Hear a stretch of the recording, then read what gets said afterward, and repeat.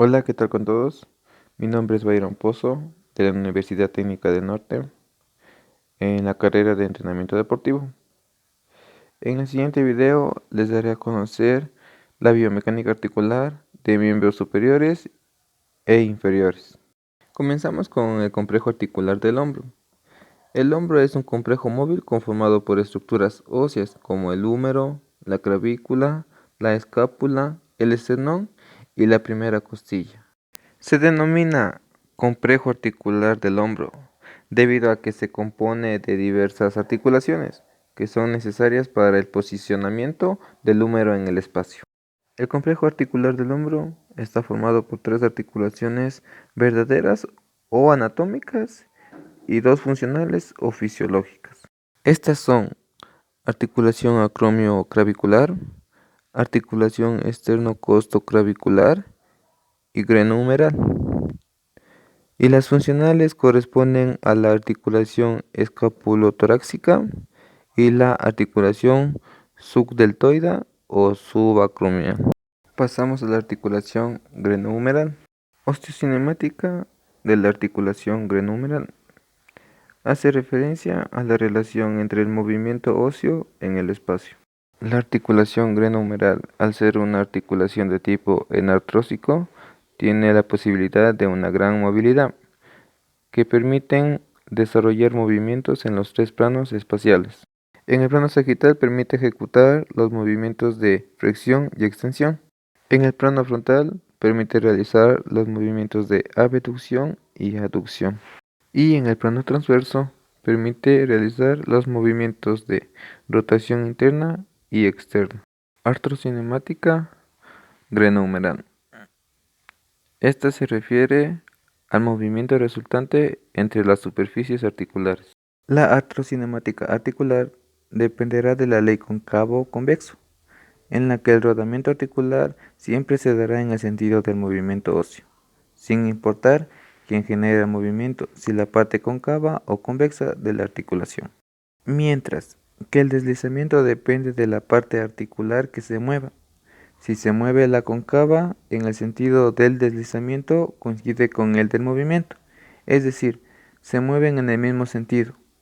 En el caso de la carilla articular convexa, el sentido del deslizamiento será contrario al sentido del movimiento, o sea, movimiento de rodamiento y deslizamiento en sentidos contrarios. Miocinemática glenohumeral cuenta con numerosos estabilizadores estáticos, cápsula y ligamentos, y dinámicos músculos que van a permitir el movimiento y la estabilidad articular.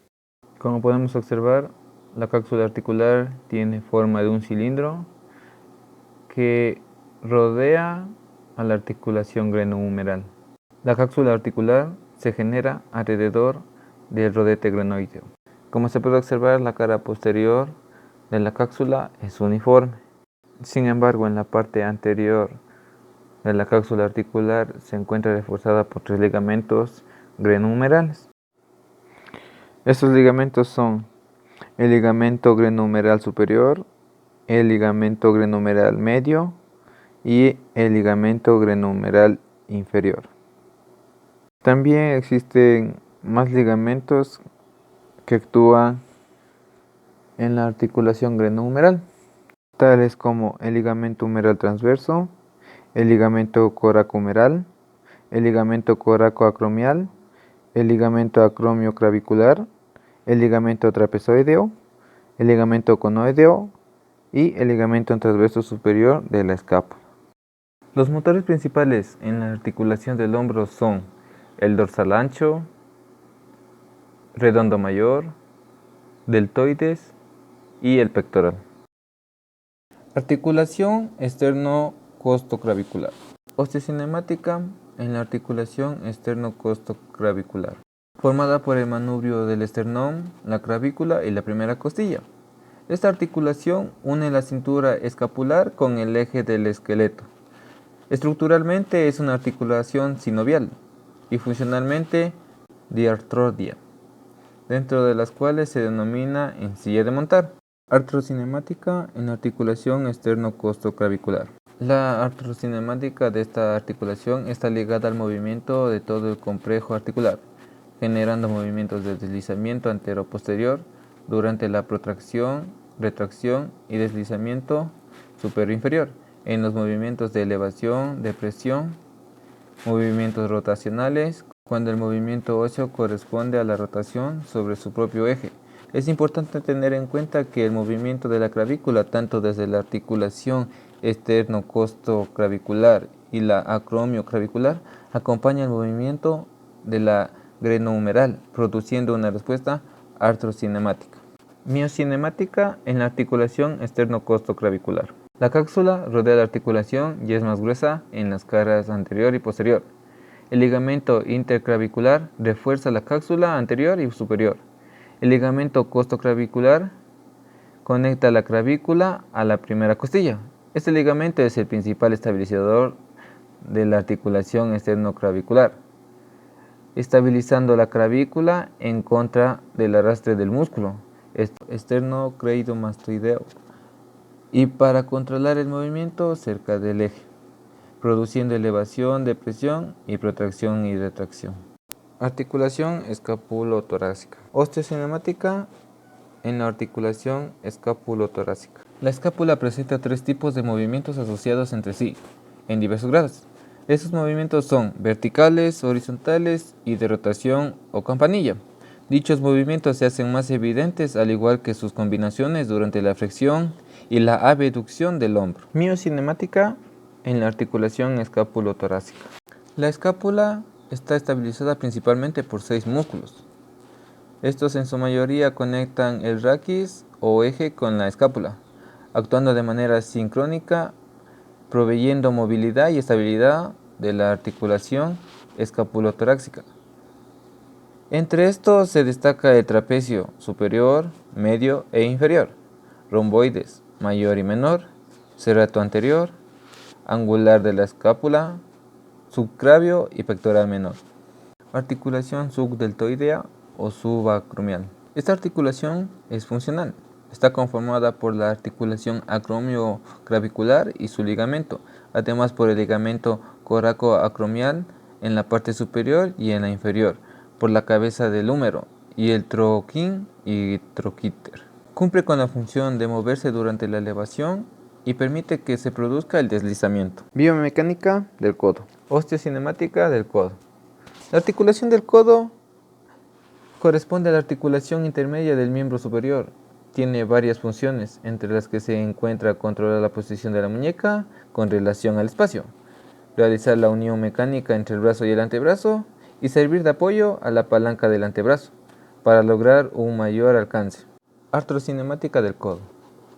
La característica que se presenta en la articulación del codo frente a la artrocinemática depende de si el movimiento ejecutado de flexión-extensión se realiza a partir de una cadena cinemática abierta o una cadena cinemática cerrada.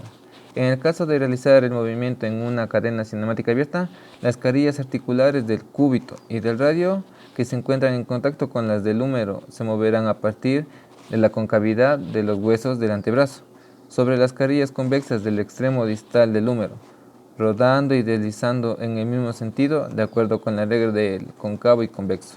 En el caso de ser una cadena cinética cerrada, la regla del cóncavo y convexo aplica de manera contraria a la cadena cinética abierta, es decir, el rodamiento y el deslizamiento se darán en sentido contrario, producto de la movilización de la convexidad sobre la concavidad. Miocinemática del codo. La articulación del codo es estable por la influencia de una fuerza arquitectura ósea y una red de tejido ligamentoso que lo rodea. La cápsula está reforzada anteriormente por el ligamento anterior y el ligamento ubricuo anterior. Por detrás está reforzada por fibras transversales, húmero-humerales y por fibras húmero-olecarnianas. Estos ligamentos brindan estabilidad completa al codo gracias a los 3 fascículos que comprenden a cada uno de estos, medio, anterior y posterior. Biomecánica articular de miembros inferiores. Comenzaremos con la cadera. Osteocinemática de la cadera. La cadera es una articulación proximal del miembro inferior. Consta de 2 componentes óseos, el hueso coxal o ilíaco y el fémur. La cabeza del fémur tiene forma esférica, convexa, encajando en forma perfecta con la cavidad acetabular cóncava. Este constituye un ejemplo claro de una articulación de bola y socket o coca en el cuerpo humano. La unión de estas dos estructuras óseas constituye la articulación coxofemoral o de la cadera. De acuerdo con la clasificación funcional, la cadera corresponde a una articulación diartrodia y más específicamente en artrosis, con 3 grados de libertad. Desde el punto de vista estructural es una articulación sinovial. Artrocinemática de la cadera. En la artrocinemática, la cavidad acetabular del coxal es la parte fija y la cabeza del fémur es la parte móvil, o sea, que desde la regla cóncavo-convexo, el rodamiento y el deslizamiento desarrollado se dará en sentidos contrarios. Miocinemática de la cadera. Existen estabilizadores pasivos que son los que acoplan anatómicamente al fémur con el acetábulo. Estos son llamados ligamentos. El ligamento iliofemoral es el más fuerte del cuerpo y ayuda a estabilizar la cadera en posición bípeda. El ligamento que fija el fémur con el pubis se denomina ligamento pubofemoral. También se hallan dos ligamentos, uno que adhiere el isquion con el fémur, denominado ligamento isquiofemoral. El otro ligamento se lo conoce como redondo. Este recubre la arteria que da la vascularización de la cabeza femoral, protegiéndola de los roces articulares que se producen en la cadera. Dentro de la biomecánica de la cadera existe una serie de movimientos básicos con unos grados de movimiento específicos para ejecución de las funciones de locomoción y soporte del peso durante las actividades de la vida.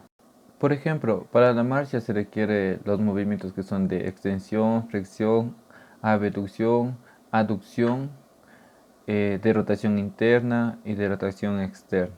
Los músculos que actúan en el movimiento de la cadera son los músculos profundos de la cadera, el pelvitrocantereos, el glúteo mayor, el glúteo medio y el glúteo menor.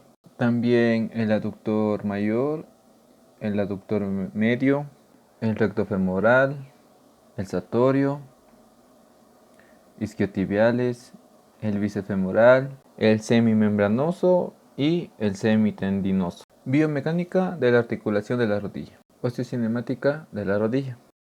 Articulación de tipo sinovial que une el muslo con la pierna. Es la más grande de las articulaciones humanas y aparentemente insegura, ya que está sometida a un efecto de palanca grande. Sin embargo, es considerada una de las articulaciones más fuertes del cuerpo. La rodilla está compuesta por una articulación bicóndea entre el fémur y la tibia. Una articulación sellar entre la rótula y el fémur se denomina patelofemoral. Las dos articulaciones de la rodilla actúan en conjunto, la una con la otra, para producir movimientos suaves y poderosos. La articulación de la rodilla está compuesta por 3 huesos: el fémur proximal, la tibia distal y la patela o rótula anteriormente. La rodilla transmite cargas, participa en el movimiento, ayuda en la conservación del momento y proporciona un par de fuerzas para las actividades en que interviene la pierna. La rodilla soporta fuerzas y momentos elevados y se sitúa entre los brazos de palanca más largos del cuerpo, fémur y tibia, haciéndola particularmente susceptible a la lesión. Osteocinemática de la articulación patelofemoral. La patela es un hueso con funciones biomecánicas precisas. Tiene forma pentagonal y consta de 2 caras, una anterior que es convexa, rugosa, surcada por estrías verticales, y una posterior, ovalada, cubierta por el cartílago articular más grueso del organismo. La patela en su parte posterior tiene 5 facetas, cada faceta con una función específica dentro del mecanismo extensor. Estas facetas son la superior, la inferior, la externa, la interna y la faceta de impar. Estas facetas en condiciones normales se articulan íntimamente con el surco intercondileo. La función mecánica de la rótula es aumentar la eficacia mecánica del cuádriceps, así como proporcionar protección ósea al fémur. La rótula puede soportar grandes cargas de compresión y tensión producidas por la contracción del cuádriceps, especialmente en condiciones de soporte de peso. La articulación paletofemoral requiere de un adecuado posicionamiento y alineación de la patela con relación al surco intercondileo para que de esta manera se logre la ubicación exacta de esta en cada ángulo de flexión de la rodilla. Cuando estas superficies de contacto son incongruentes, no hay unas condiciones fisiológicas de transmisión de fuerzas y se presenta una degeneración en el nuevo sitio de apoyo de fuerzas. Artrocinemática de la articulación tibiofemoral y paletofemoral. Al analizar los movimientos de flexión y extensión, el eje transversal se desplaza hacia adelante o atrás, como en la rueda de un coche que gira sobre el suelo. Ello trae como consecuencia que el fémur se deslice sobre la meseta tibial hacia atrás en los movimientos de extensión y hacia adelante en los movimientos de flexión.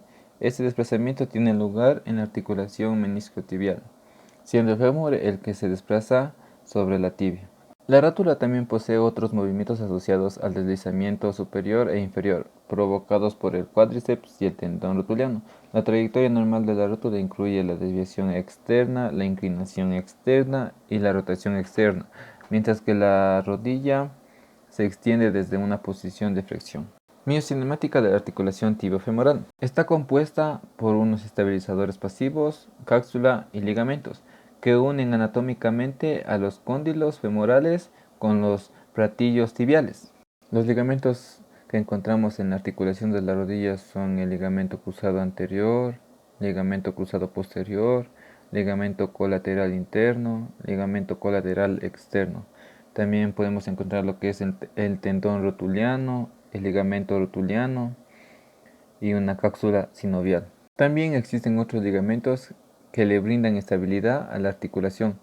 Entre ellos están los ligamentos coronarios, el ligamento arqueado, ligamento transverso y el ligamento popliteo. Mientras que los músculos que actúan en la articulación de la rodilla, encontramos lo que es el recto anterior del cuádriceps, el vasto medial longitudinal, el vasto medial oblicuo, el recto interno, el sartorio y gemelos. Biomecánica de la articulación del cuello de pie y pie. Osteocinemática de la articulación del cuello de pie.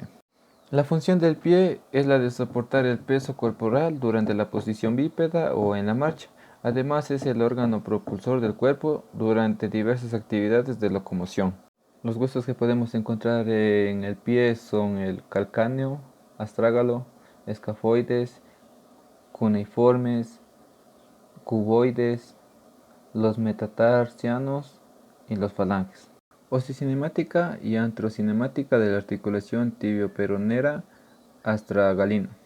La articulación del tobillo consta de las articulaciones entre el extremo distal de la tibia, cara proximal del astrágalo y extremo distal del peroné, formando las correspondientes articulaciones tibio-astragalina, peroneo-astragalina y tibio-peronea distal. Esta articulación permite realizar movimientos de dorsiflexión y plantiflexión a través de un eje transverso. Los ligamentos que encontramos en el cuello del pie son el ligamento tibio-peroneo anterior, el ligamento peroneo calcáneo, el ligamento peroneo astragalino anterior y el ligamento deltoideo. Mientras que los músculos que encontramos en el cuello del pie son los gemelos, el sóleo, el tendón de Aquiles, peroneo lateral largo y peroneo lateral corto.